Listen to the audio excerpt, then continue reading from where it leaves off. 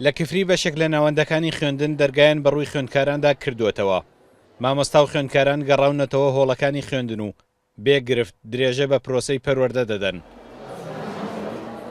مامۆستایان ئەگەرچی ناڕازیشن لە ڕەوشی ژیانیان، بەڵام بڕوایان وایە بایکۆت چارەسەری گرفتی ئەوان ناکات.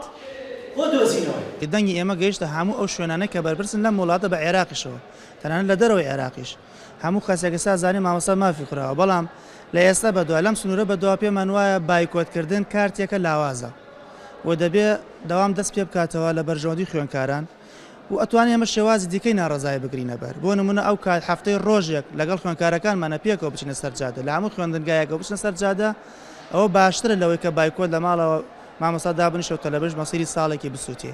بە باشمان زانی ساڵێکی دەوامی خوێندکاران هەروە بەهادەر نەچێ بێ ئەوەی هیچ لایەنێکی چێ حزبێکیچ لایەنێک فشار لەسەرمان خا ئێمە هەر بە ئارەزووی ویستی خۆمان گەڕاینەتەوە بە کۆدەنگی هەموو مامۆستایان.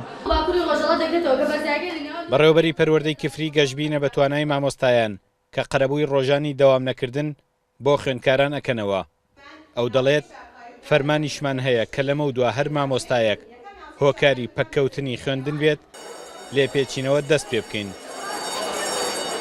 تۆم بڵێم زۆرینەی ڕەهای قوتابخانەکانی ناو شاری کفری دەستیان کردێتەوە داوامی فەرمی، تەنانەت هەندێکشیان پێش گەیشتنی ئەو نووسراوی کە داوای لێپێچینەوە کات، تەنانەت ئەمڕۆ بەشێک لە قوتابخانەی گوندەکانیش گەڕانەوە بۆ داوامی فەرمی خۆیان.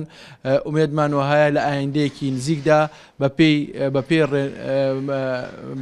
مامۆسایان بەدەنگ پرۆسەکەەوە بچن و هەروەها هەمویان بگەڕێنەوە بۆ سەر دۆخی ئاسایی خوێندن. ئێمەش ئەتوانین لە ئایندەیەکی نزیکدا مژدەی ئەوە بدەینە هەمووان کە تەواوەتی 100% پرۆسەی خوێندن لە قەزای کفری بە تایبەتی دەستی پێ کردووە.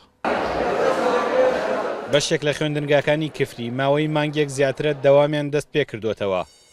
ئەم هەفتەیەش ژمارەیەکی زیاتری مامۆستایان پەیوەندیان بە قوتابخانەکانیانەوە کردووە. ئەوان دایانەوێ ئیتر پەروەردە بکەوێتەوە سەر شاڕێ دروستەکەی خۆی.